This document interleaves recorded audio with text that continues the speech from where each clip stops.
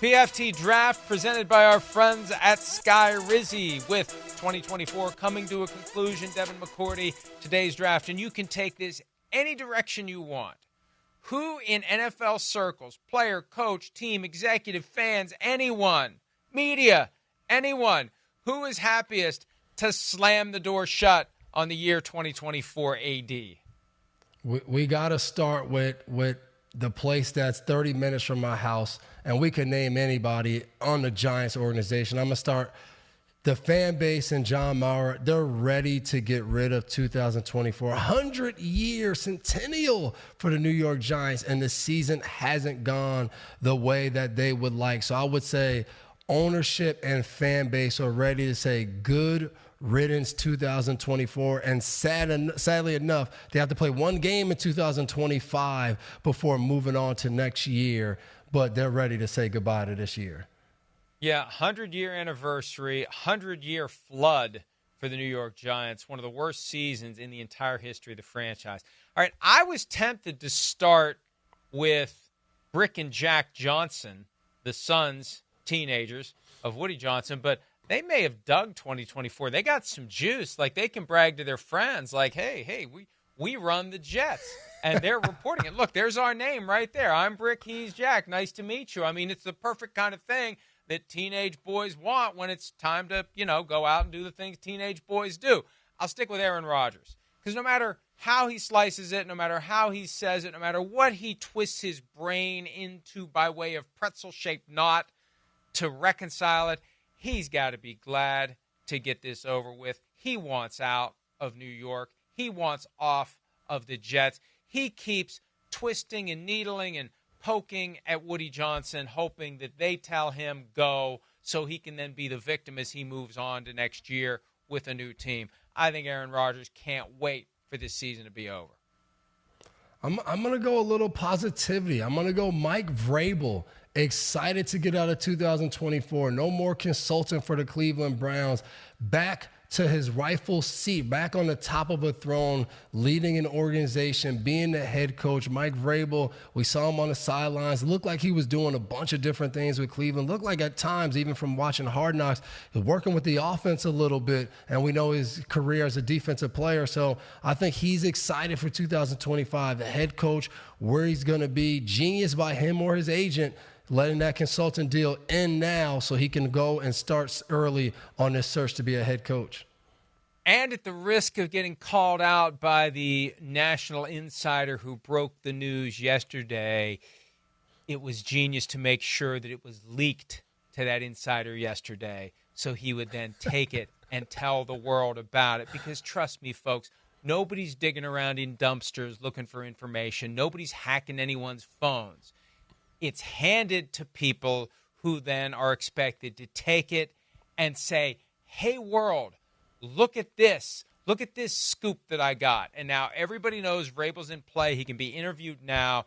And, Devin, there's really only two sure things by way of guys who will get offers. And this is the generally accepted vibe in league circles. Ben Johnson and Mike Vrabel. Yep. Beyond that, nobody really knows who's getting coaching offers for 2025.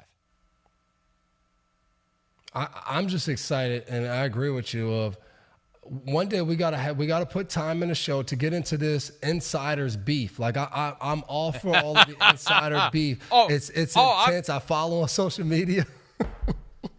Yes, I'll do it, baby. Good. I'm all in for it. But Devin, Jay Glazer taught me a valuable lesson years ago. In sports journalism, in sports media, 95+% of the reporting isn't really journalism. Someone is contacting you, handing you something as a favor, as a quid pro quo, as just the way of doing business, like a team that Miles Simmons worked for. I can't remember whether it was the Rams or the Panthers or both. They would internally, when he worked there in their media department, they would say, here's how this is going to go down. Schefter's going to report it. Then we're going to announce it 5 minutes later. Like, the only real journalism is finding out the stuff they don't want us to know. And I would rather have one of those a year than 100 a day of just trafficking in somebody texting me something 5 minutes before it's announced anyway. All right, so that's just a glimpse of the full insider side of beef that is coming up. Who else is happy that 2024 is over?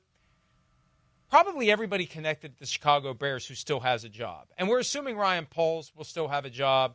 But from the McCaskies to Kevin Warren to Ted Cruz, who joined the Bears from the Chiefs this past season to do PR plus, like high-level stuff, Caleb Williams, everybody.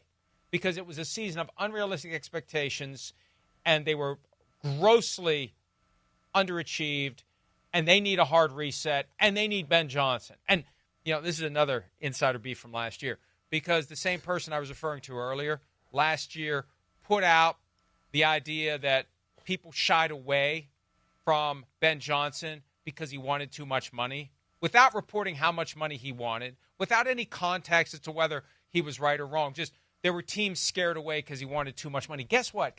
Sometimes people want too much money because they're worth it. Because good luck going with someone else who you're going to fire after a year or two. Sometimes the price tag is high for a reason.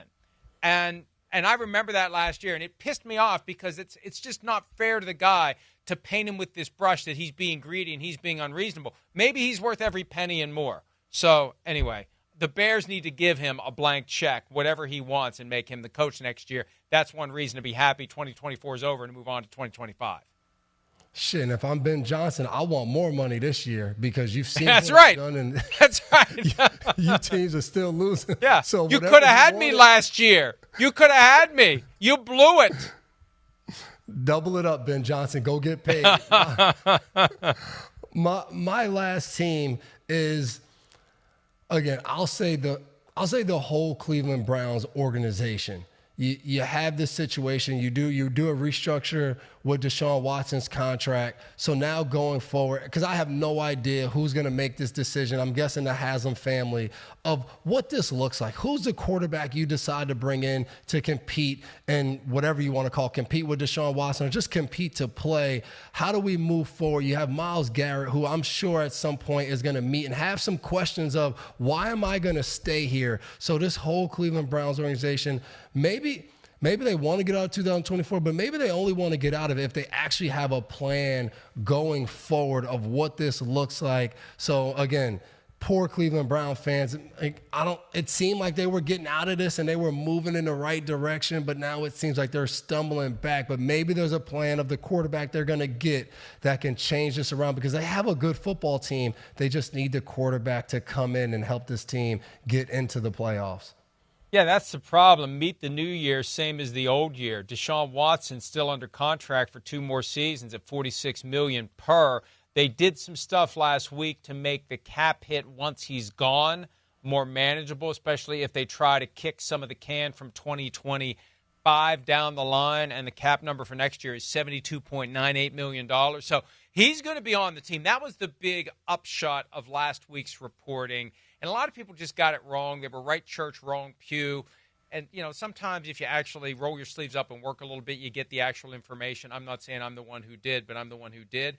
And this is all about managing cap, but also it ensures he'll be back next year and the year after. That's the ugly portion of this for Browns fans that just want to move on. Last one for me, I will say the Indianapolis Colts. And again, I don't know now, and I'll just go Jim Irsay because I think there's going to be a house cleaning in Indianapolis. They weren't previously on the radar screen, and Chris would say they'd be crazy to fire Shane Steichen. Well, it's not exactly like Jim Irsay makes the most calm and rational decisions.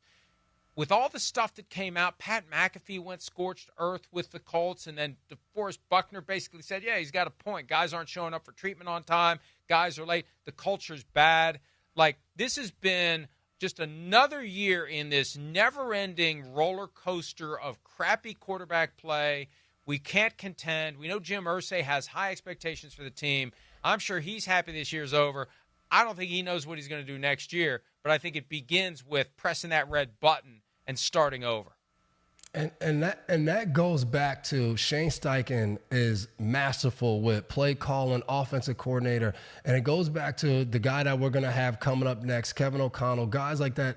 leaders of men. When you heard what Pat McAfee said and then DeForest Buckner kind of doubling down and then Shane Steichen coming out and saying, well, when you have a team, everyone's not going to always be on time. It's about accountability.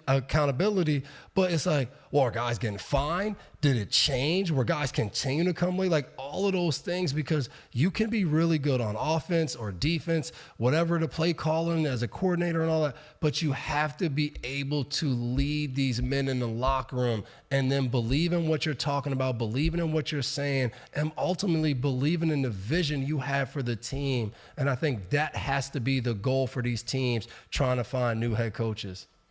Yeah, I mean, look, guys aren't going to be on time. The question is, what do you do about it when they aren't? Do you, because they were there late because they drove through 6 feet of snow, do you tell them you're fine, now go home? Or do you say, oh, it's okay, stuff happens? And it's all about what it takes to get that right vibe in a team. Hi, it's Mike Florio. Thanks for watching PFT on YouTube. Hit subscribe for the latest news and analysis from Pro Football Talk.